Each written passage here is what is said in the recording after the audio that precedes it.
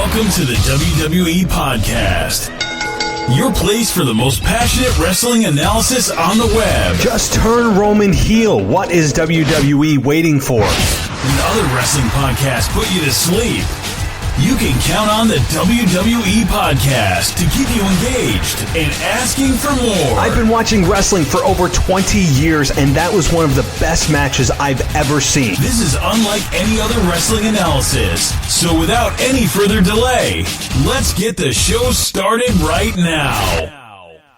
Welcome to the WWE Podcast. Thank you for joining me. This is your Smackdown Live review for July 31st, 2019, the very last day of July. And Smackdown Live emanated last night, July 30th, from Memphis, Tennessee, Jerry the King Lawler's hometown.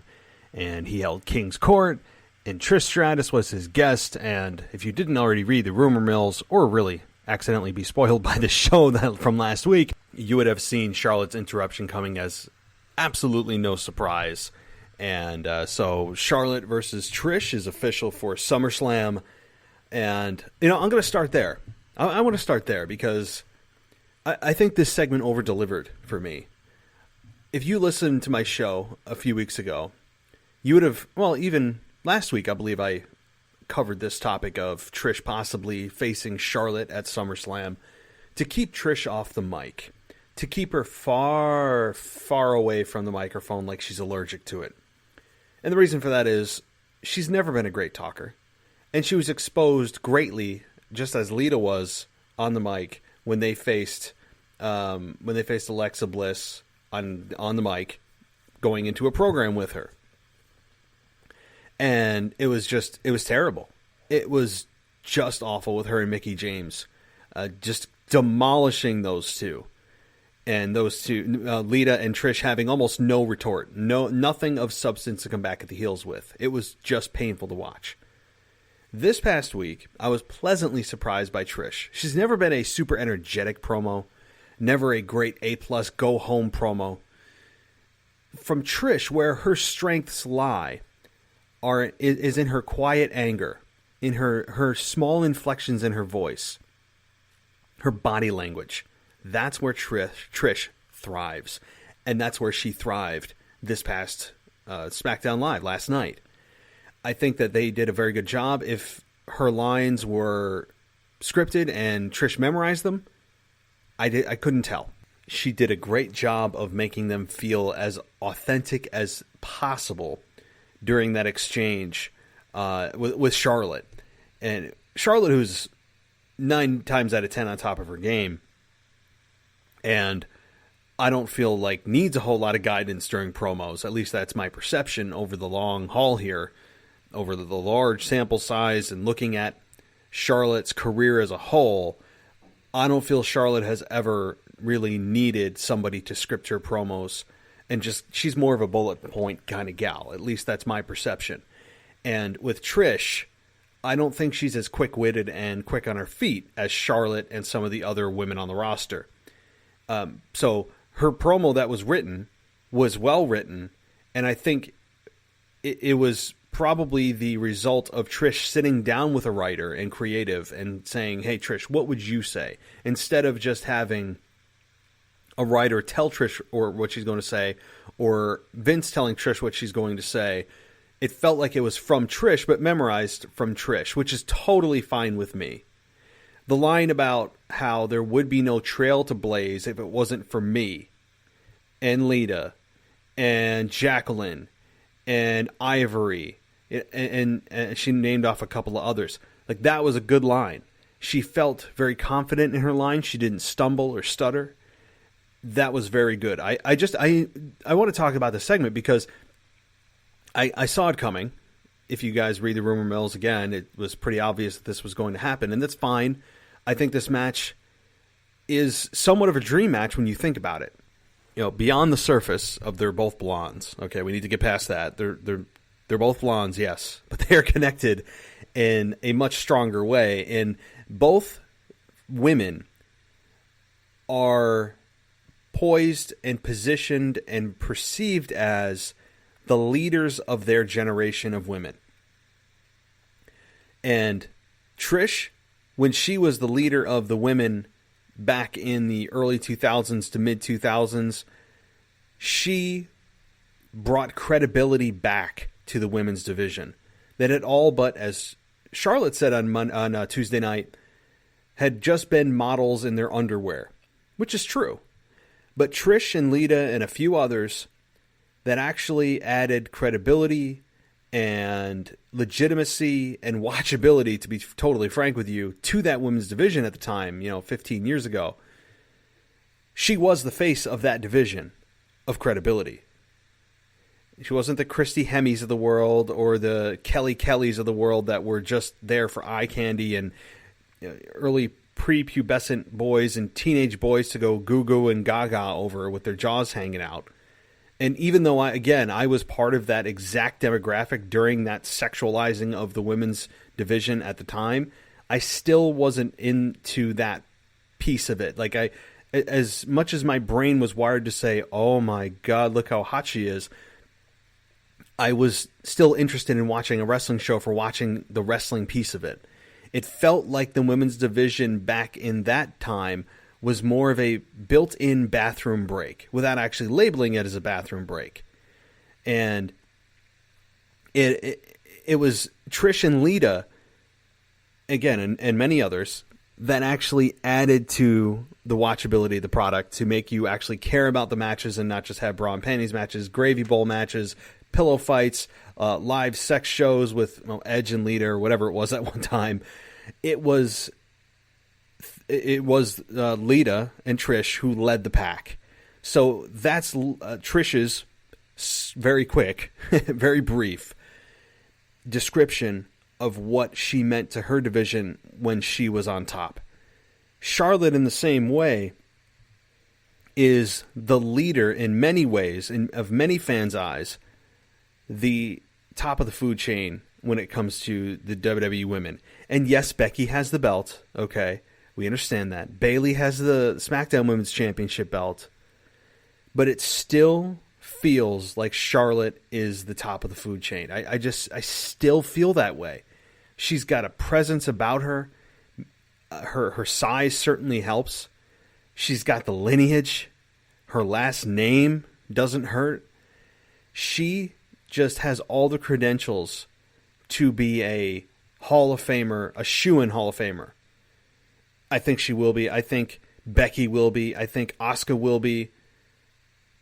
And Charlotte still has that feeling to her. As much as I don't want to see Charlotte have a 4-year reign with the SmackDown Women's Championship or Raw Women's Championship, it's a credit to her to make the fans feel as if she is still at the top of the food chain, even if she doesn't have the gold to show it. And so she, in many ways, is the leader of her generation. So it is quite a matchup when you think about it from that respect. And a dream matchup that I never knew I wanted. Which is, hey, I think it's great. So credit to WWE, credit to Charlotte, and credit even more to Trish, who was on her game much more than she was the first time around with Lita in a tag team match. It was very well done, and I expect even more anticipation and build next week, maybe with what they did this week with Kofi and Randy Orton and having that not physical interaction or face-to-face interaction, but rather having that backstory to build from. You guys are all about telling stories. Here's a great way to do it. Pull on the history of both women. Try to parallel both women's careers. Not that they were identical, but show the similarities. Show that this is a dream match. Show us. I think it's easily doable. Beyond the fact that, they're both blonde and they were both at the top of their game. Let's dig a little deeper than that, folks. Let's dig a little deeper. There's more to it with some of the items that I just outlined. So, all right, moving on to some other items from SmackDown Live. Kevin Owens defeating Drew McIntyre after delivering not one, but 2 stunners to Drew McIntyre. And one was on the desk, the announcer's desk, which didn't really put him down. It just kind of made him stumble into the ring to then just get a second stunner, and Kevin Owens gets the win. Kevin Owens is on quite a roll right now. Shane McMahon at the top of the show said that he's not going to be there, to the depression of everybody in the arena. Of course, that was not the case, and Kevin Owens came out and basically played up that we don't know how we're going to get through the show without you, Shane, and just sarcasm to the max. But I think it was delivered well. And having Shane McMahon not there, while I understand that it's a real issue for fans that Shane McMahon has been on TV more than a lot of the more deserving stars, and that's a legitimate gripe, which they're bringing it into the forefront and making it a storyline that's real. Always best when they do that. I think this still could have been an opportunity for Shane McMahon to get some of his heat back after 3 weeks in a row of being stunned approximately 46 times. It was a good opportunity for Shane to grab some heat this week and next week, leading into their match at SummerSlam, in which I don't think there's a person on this earth that believes Kevin Owens is going to lose. Which also scares me at the same time, because all these matches that appear to be locks for who's going to win and who's going to lose always scare the hell out of me, particularly on large pay-per-views. And this is one of their big 4 pay-per-views. So will I bet the farm on it? No. But would I have a friendly bet with somebody? Yes, sure. And that's why this match, although it's appearing to be a foregone conclusion, does still scare me just a bit, with Vince McMahon's erratic booking at times to just swerve people. So, it was an opportunity missed while Shane McMahon came out and he said these things. It looks like from like an iPhone sitting backstage or home or wherever. It was a missed opportunity. And I was hoping when Shane McMahon said that, it would be a straight out lie from Shane, and he shows up and batters Kevin Owens with a chair, or has someone else do his dirty work or whatever, or maybe a couple of low blows and Shane McMahon just beats down Kevin Owens and disrespects him, something like that, to get the heat back. Because I've already seen Kevin Owens beat the holy hell out of Shane McMahon for the last 3 weeks. So why would I want to watch SummerSlam to see him do it again? I mean, Shane McMahon's a good heel, but again, it's just storytelling 101. You want the heel to get the one-up on the babyface. And again, this is just a general rule of thumb. Doesn't have to happen for every storyline. I understand that. But a general rule of thumb is that you want your audience to pay to watch the babyface overcome the heel and give the heel what he's got coming to him. Instead of just blowing the steam off, not 1 week in a row, not 2 weeks in a row, but 3 weeks in a row of Kevin Owens hitting the stunner on Shane McMahon multiple times. And again, I'm a fan of the stunner. I'm a fan of Kevin Owens stunning Shane McMahon. I love watching it. But my interest level for it is starting to diminish because I've already seen it. Okay, well, we've seen Kevin Owens do it. That's cool. I guess, well, we'll see him do it again. I'd watch it, but I wouldn't, buy the network for that. That's where the disconnect is. I think they went a little bit overboard with giving the fans what they want with Kevin. And I know they're trying to cement him as a babyface, cement the stunner that they're trying to use from the rub of Stone Cold using it for, my God, his entire career of being Stone Cold anyway. And I understand what they're doing, all that, but you want the fans to rally behind him from a beating. And hopefully we get that next week. It's only 1 week left to build. But to me, Kevin Owens needs to get his ass kicked, because I want to feel like Shane McMahon deserves it again. I need to feel that way. And right now, I'm very indifferent towards Shane McMahon. And that's not how I want to feel going into the second biggest pay-per-view of the year. Okay.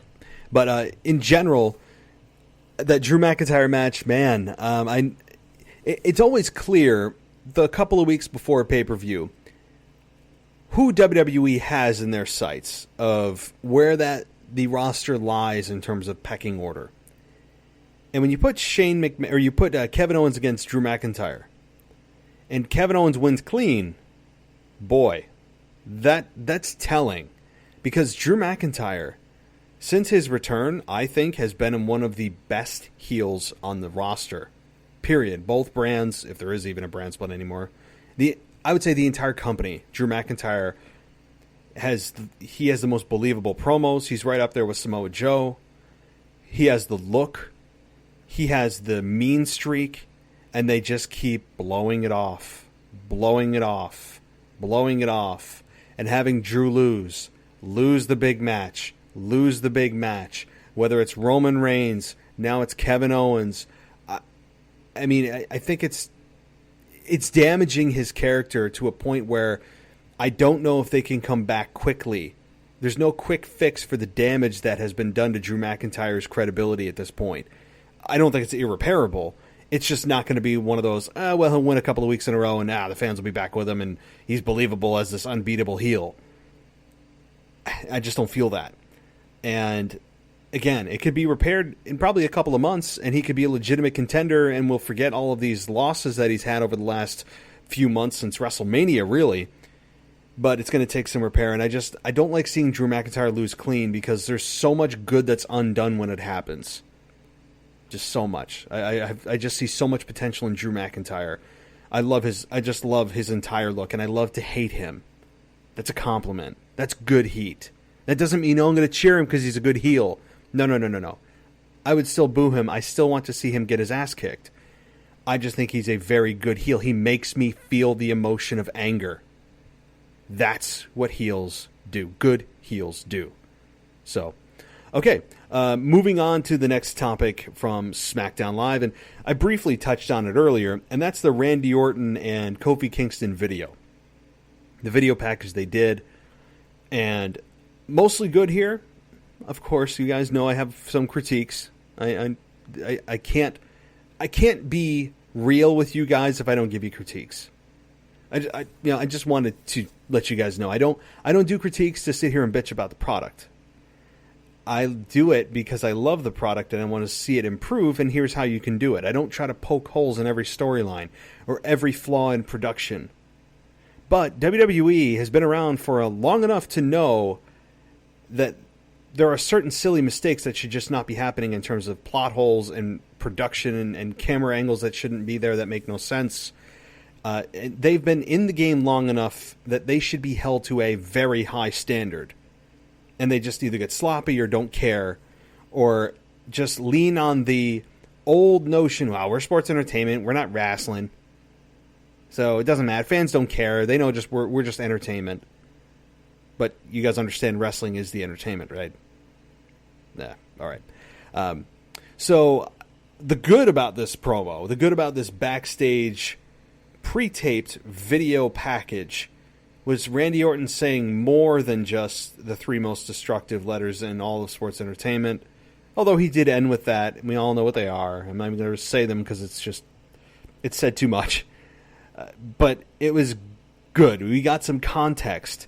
Randy Orton talking about so let's start in 2009 and listing off his accomplishments in 2009. He said he was already a Royal Rumble winner. He was already a world champion, a WWE champion, one of the longest reigning Intercontinental champions, and all he had to do was be Randy Orton. And while he was doing that, Kofi Kingston was faking a Jamaican accent. And he was not Randy Orton. And he just ran down Kofi. It felt real. It felt legitimate. It was, again, it's always nice to hear Randy Orton speaking a little bit more from the heart rather than from the sheet of paper he was given a couple hours earlier to memorize his lines. Randy Orton felt more authentic here than usual.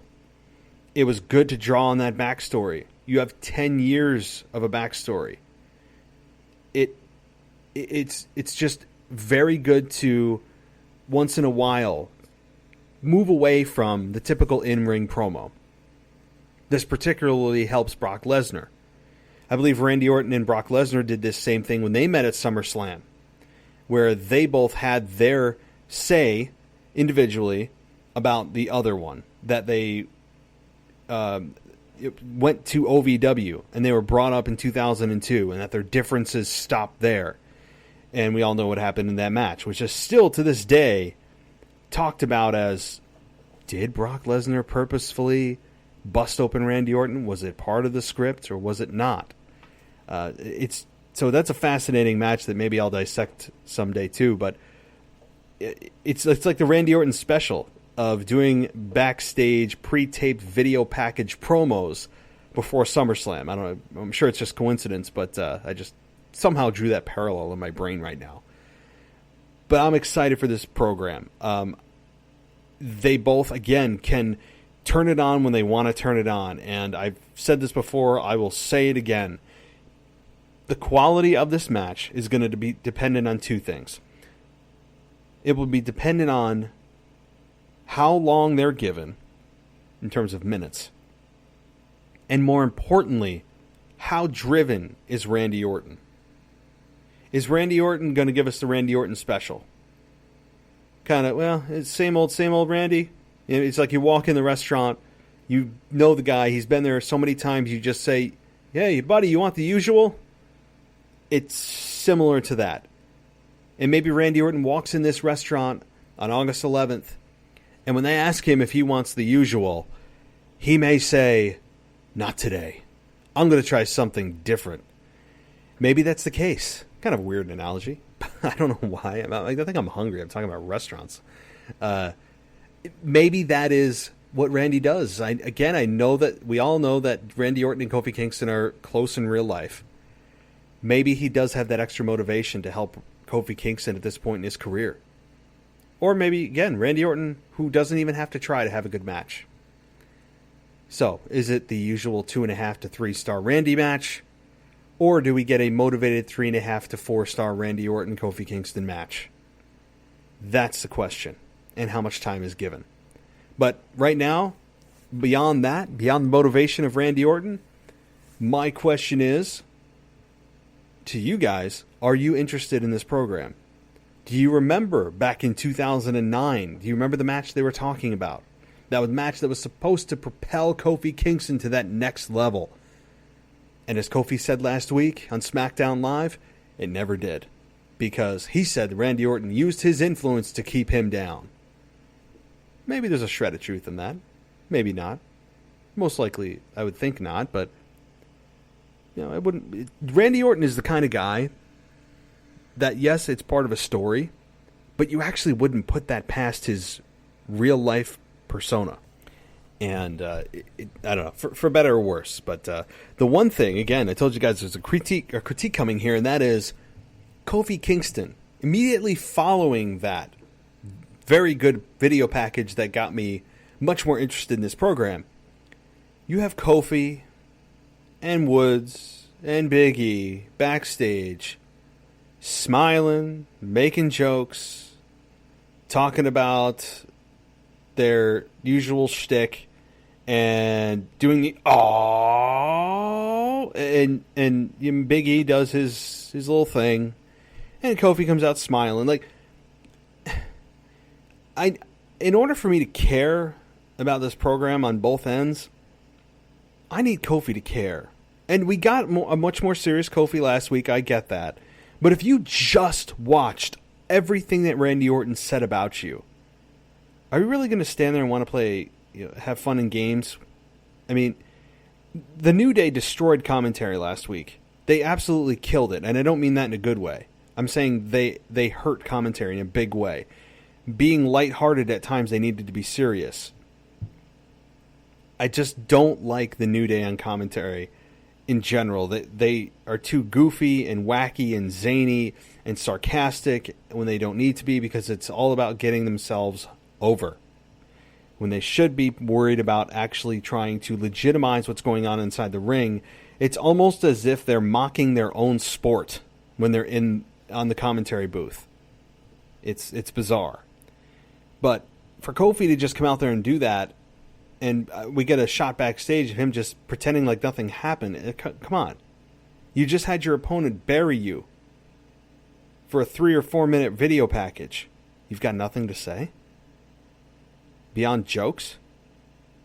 It makes no sense. And this is an ongoing issue with Kofi Kingston and, to be honest with you, others. Because how many times do you have somebody lose a championship, lose a big match, and they just come out and like nothing's going on, nothing's happened before, come out like it's just another day at the office.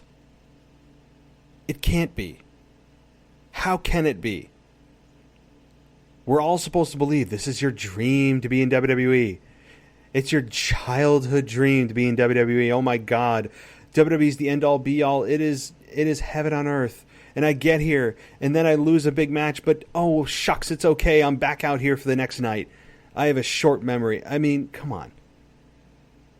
It makes no sense. And Kofi is probably Exhibit A and the guiltiest of them all here.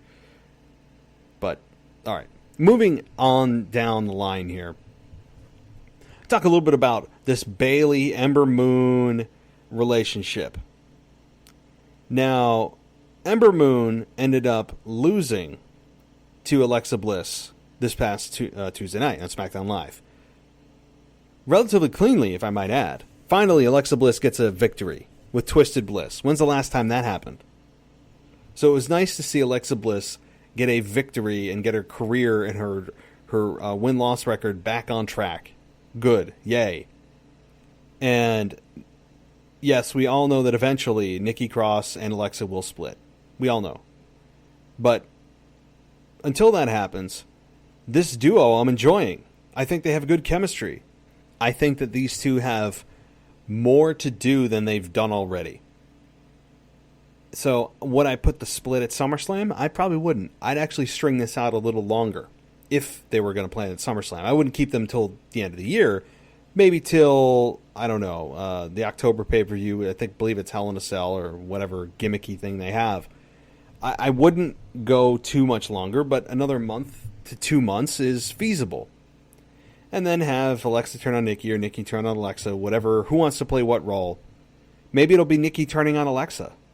I mean, you just don't know. But my point about this was, A, we had Alexa win a match. That's a start. B, we had Ember Moon lose as she approaches SummerSlam. So now Alexa can have a claim to the number one contendership by beating Ember Moon, who also has a championship match at SummerSlam. So do they make this a triple threat?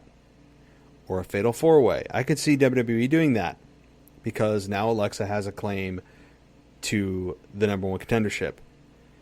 Bayley, to me, is the bigger issue here. She's what I really want to discuss. Because Bayley has been floating out there in purgatory ever since she won the women's Money in the Bank ladder match, cashed in the women's Money in the Bank briefcase, and became a SmackDown Live Women's Champion, defeating Charlotte after she defeated Becky Lynch. And since that time, Bayley's reactions from the audience have been just slowly going down and down and down and down to quieter, to starting to boo. She's got a lot of issues right now. WWE, if they are trying to continue to cast her as a babyface, need to be very, very careful. They are on the brink of the fans turning on Bayley. Again, by the way. Again.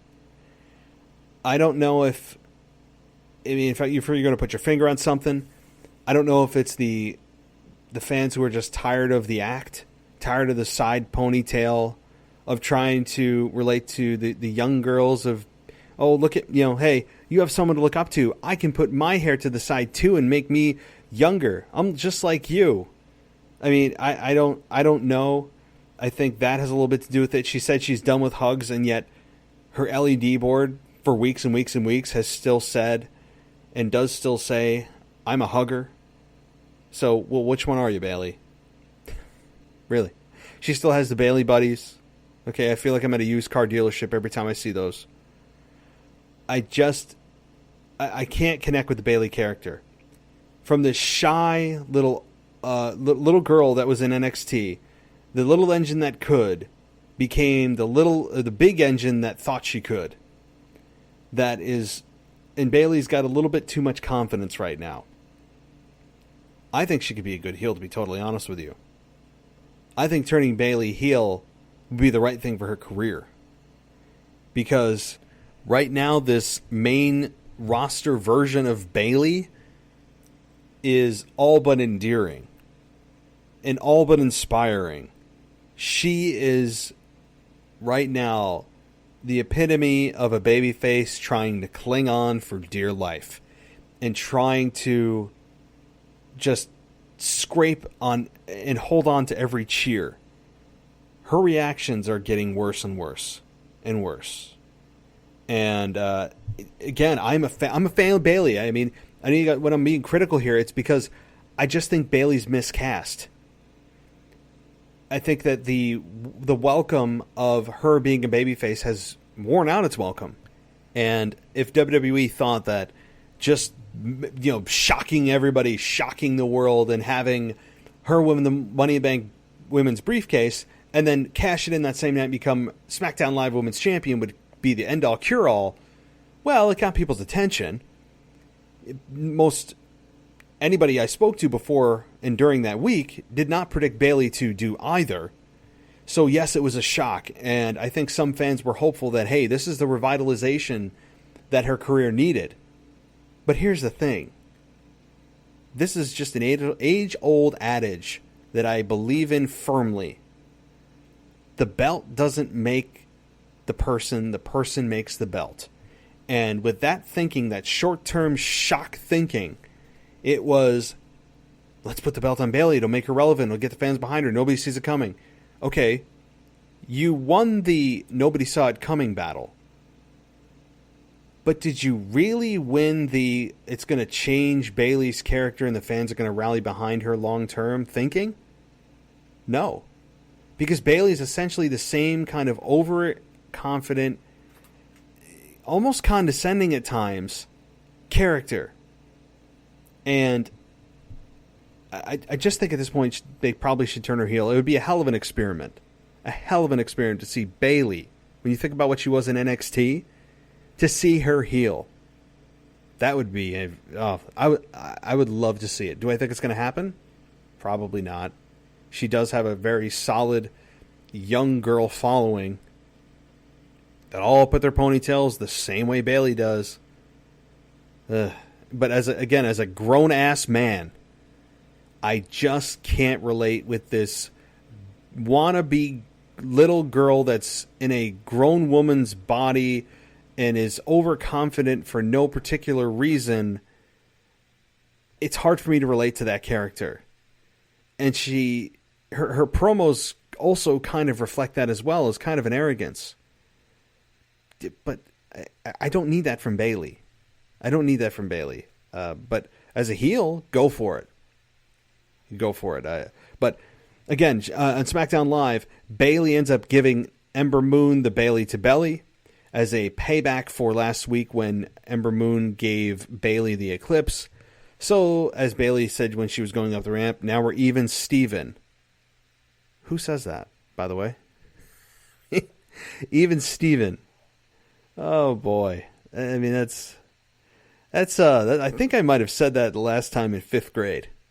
I mean, I'm being real. I may have said that exact phrase when I was in 5th grade. That may have been the last time. Even Steven. It just, I don't know. Bayley's got some awkward quirks about her. I'll just say that. Again, I'm a Bayley fan, and I'd have her on my roster in a second. There's just something that needs to change. Just something needs to be changing. Maybe it's her entrance. Maybe it's the silly side ponytail that is cringeworthy and is transparently corporate, if that even makes sense. Can you actually have a hairstyle that's corporate? Yes, you can. And how is by taking her hair and making sure that it fits her little emoji character that they put on the screen when she enters the ring, and making sure that it's able to be put on a t-shirt so some 8-year-old little girl can go, "Ooh, I can do that. That's something I can do. Now I'm just like Bayley." I can't stand those kinds of characters. So you wrap this all together. It comes down to this babyface version of Bayley is starting to sink. And she is sinking quickly. Does Sasha Banks come back? I think the answer to that is yes. But is she coming back in support of Bayley, or is she coming back as a rival to Bayley? My guess is that we get our answer at SummerSlam when Sasha returns. That's my guess. If Sasha returns. No, I haven't heard anything, but that's my guess. When most people expected her to show up at the last pay-per-view, and I did too, I think that this return and surprise return could be saved for SummerSlam. Okay, moving down the line here, I did want to talk Daniel Bryan, who continues to give us the silent treatment. He's Chris Jerichoing us from 2012, or whatever the hell. He came out and said nothing week after week after week, which is just supposed to be annoying and pissing people off. And I guess it's doing the job. I mean, but you're really just going to pay Daniel Bryan to show up week after week on SmackDown Live and just say nothing. I mean, maybe he's hurt, and that's the case. And maybe they're just buying themselves time to have Bryan heal his body. And if that's the case, that's fine. I'm all on board for that. Anytime you can give these guys and gals time off to rest their bodies, minds, and souls, I'm full support of that. Full support. So, all right. Moving down the line here, we also on SmackDown Live had a Shinsuke Nakamura versus Ali match. This was a non-title match, and it ended with Ali winning. And how did Ali win? Anybody? Anybody out there? Just take a wild guess. You'll never, ever, ever get it. Yeah, it was... Wow, you got it. He won with a small package, a roll-up. When the heck is the last time WWE did that? I'm telling you, I just don't know when they get on these kicks. Why they get on these kicks of finishes ending in DQ. That used to be the large booking crutch. Now it's the small package. Because if the babyface wins, it's, oh wow, what a resourceful human being. What a resourceful competitor to be able to, come up with that wrestling maneuver. If you're a heel, it's, oh, what a lucky win. I mean, so it can be narrated both ways, but it's being overused a lot. So Ali wins this match, puts him in contention for the Intercontinental Championship, which is really the only reason that this actually happened. But I'm fine with it. I think given, again, enough time, these two could have a very, very good match, assuming at SummerSlam. All right, we had Kofi Kingston versus AJ Styles, by the way. Kofi Kingston won this after he hit Trouble in Paradise on AJ when he went for, presumably, the phenomenal forearm.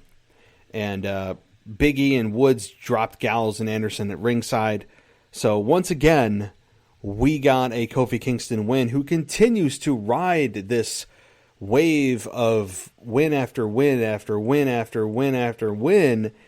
My question, and I could be wrong, I'm sure the Twitter police will let me know, has Kofi Kingston lost a match since he won at WrestleMania? I want to say no. I really do. I really do. So, I mean, good for him. Good for Kofi. I think that he is right now in a good place in his career. He better relish every second, because eventually this fairy tale will come crashing down and he will wake up from it. It's going to. It's a fact. So if I were him, and I'm sure he is, relish every second as the WWE champion. I really believe that. So, and SmackDown Live concluded with Reigns backstage arriving for an interview, but as he approaches, I can't remember her name, but the interviewer, a forklift comes out of nowhere and knocks something on top of Reigns. A bunch of speakers and equipment fall on him, and there were crew members who tried to rush to help him. Reigns appeared to be okay. He declined medical attention, and it looks like that we aren't going to hear from Reigns about who his SummerSlam opponent will be. So, if you didn't know or didn't hear my theory, my very proven theory that is a hypothesis at this point, it's an educated guess, all roads lead to Roman Reigns. That is WWE's path of success. If you're lost, you don't know where to go with the booking, have no fear. Roman Reigns is here. All roads lead to Roman. And I explained it last night, so I'm not going to go into super depth about it again. You can go check out the show. But it's as if when Roman Reigns doesn't even have the belt, it's just purposefully that WWE is taking him out of there to try to get the fans to go, okay, well, he's not in the championship picture, so I don't care what he's doing. Yet he's in the main event of every show. He's the lasting image of both shows. He is oftentimes opening shows, although that has begun to change a little bit with the new management coming in of Paul Heyman and Eric Bischoff. But Roman continues to be the main event, which is the last segment of the show.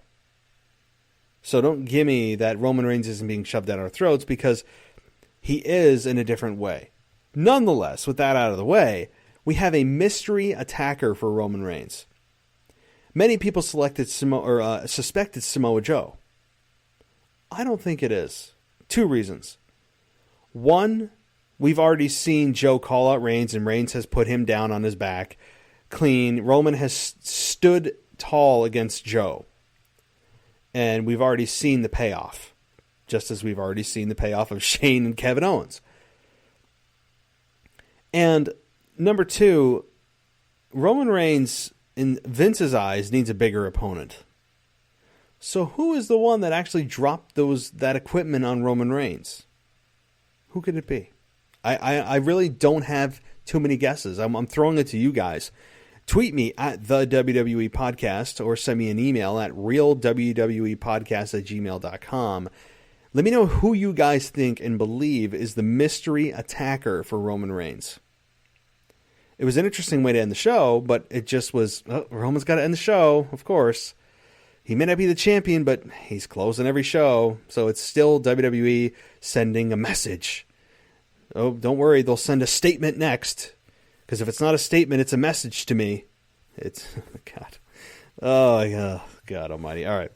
The other thing I wanted to touch on, too, before I wrap the whole show up here is Aleister Black, who is now being challenged by Sami Zayn. We know that now. Aleister Black is, I don't know, I'm enjoying his character. He speaks differently. He enunciates differently. He looks different. His promos are done backstage in a dark room. When he speaks, you listen. He has the it factor with that. The matches he's had with Cesaro have been very good.